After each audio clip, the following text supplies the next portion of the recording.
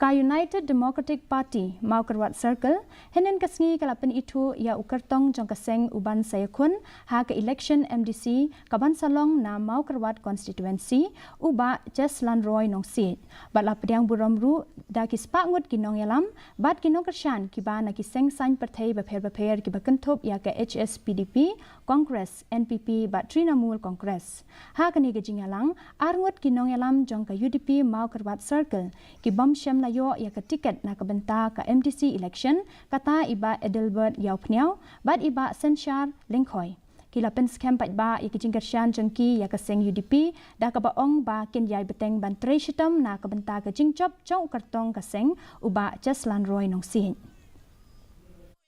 kitu kiba thamai lani kiba rem kiba lawan biang ban thamai